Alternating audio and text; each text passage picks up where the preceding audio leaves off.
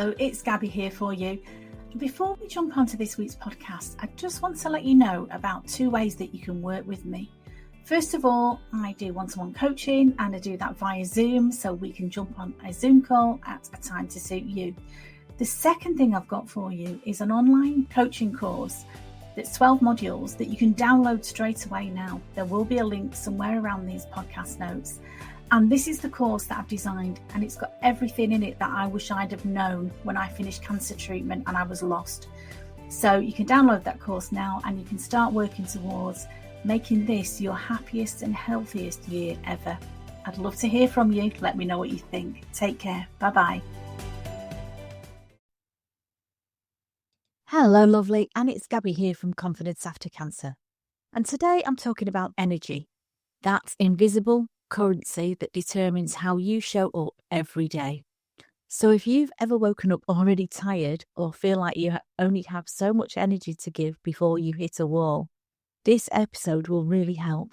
I'm going to introduce you to the idea of an energy audit and also share something called the spoon theory. And it's a brilliant way to understand and explain why your energy feels so limited after cancer or any other life-changing event. So first of all, I want to talk about why energy management matters. So after cancer treatment, fatigue is one of the biggest struggles. And it's not just physical tiredness, it's emotional, it's mental, can be spiritual fatigue too. You just feel like you've got nothing left to give. So you can think of energy like money in your bank account. You only have so much to spend every day. If you overspend, you end up in debt. And that means you're exhausted, burnt out, maybe frustrated. The problem is most of us don't even notice where that spending is going. We may have been working or living on autopilot for so many years, getting into habits that no longer serve us. And that's what I really want to talk about today, is being mindful about where we spend our energy. And once you're mindful about it and you understand what you're doing, maybe you could make some changes. So as a coach, I'm never here to tell you what you should and shouldn't do,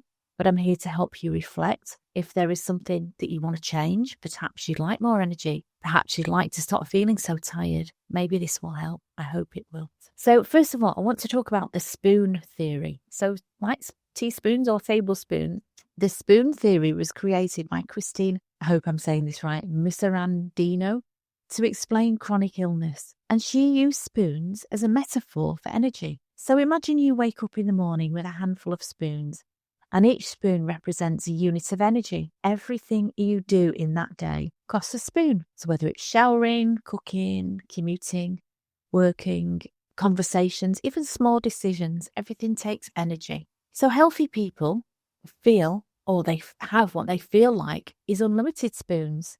When you're younger and you're vital and you're full of good health, you might feel like, I've got tons of energy, I can keep going. I personally used to really pride myself on being able to multitask and volunteering for extra tasks. I was happy to do it.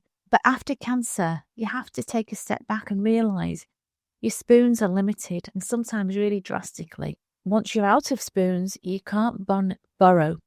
Once you're out of spoons, you can't borrow endlessly. You may crash. Okay? So I know this from my own experience. Some days I thought I'd have enough spoons, for instance, for work, going to work, and then doing dinner with friends in the afternoon or after work, because that's what I used to do. I've been doing that for years, working a 9-to-5 job, or sometimes longer hours than that, but then having a busy social life as well. But that changed for me after my cancer diagnosis. By lunchtime, I felt like I'd already spent all my spoons, and it was no wonder that I felt guilty cancelling plans. I simply had no spoons left. So now I'm going to invite you to think about doing an energy audit. Okay, and this is really thinking about being mindful about where does your energy go, because it's quite easy to think, well, I don't really know why I'm tired. Maybe I feel like I've not been doing enough and I feel guilty, but there's no judgment here. This is trying to be a bit analytical and a bit factual about, well, where is your energy going? So step 1 is what you could do. Track your energy for a week. So write down the tasks and the people and the activities that drain you and those that refill you. So drains might include long meetings, being around negative people. Clutter is a big one for me. I know if I've got a cluttered environment, it's hard to have clear thinking. Overthinking, it could be scrolling social media. For me, it's watching the news on the television, and I've stopped doing that. But again, no judgment here. This is very factual. Think about the things that drain you. But then, I'm going to end on a high here. Think about the boost. What boosts you up? What gives you more energy? And it could be fresh air. It could be just looking at the sky, a 10-minute walk. It could be making some nourishing food or enjoying some nourishing food that somebody else has made for you. It could be listening to music that you love. It could be time with supportive friends. It could be listening to an uplifting podcast or watching something on YouTube that lifts you, that boosts you, that inspires you. These things may replenish your energy. So step 2 is I want you to notice your spoon spend. Where are you giving away more spoons than you want to? And where can you reclaim some? Because we have to stop thinking that we can do everything. And I know a lot of women are guilty of this. And yes, you can do everything. No, you can do anything, but you can't do everything. There's a difference, okay? You can do whatever you want to do. But if your energy is lacking, something has to give. Okay, so I just want you to notice that. And again, there's no right and wrong. You have to make the decision for you. But what you can do by looking at this audit is think about reallocating your energy. Just cut one drain. With all of these things, if you're making a change in your life, it's always easier just to make one change. Make one baby step towards the life that you want. So think about cutting one drain. One thing that drains your energy, can you cut that out and add one boost? So whatever it is that boosts your energy, that makes you feel good, add a little bit more of that into your life. 10 minutes a day can make a huge difference. And I'd like to think about protecting your spoons for what really matters, whether that's your rest, your work, your family, or your healing. Whatever it is that you want to spend more time on, whatever it is you want to give more energy to, protect your spoons and save it for that. Okay?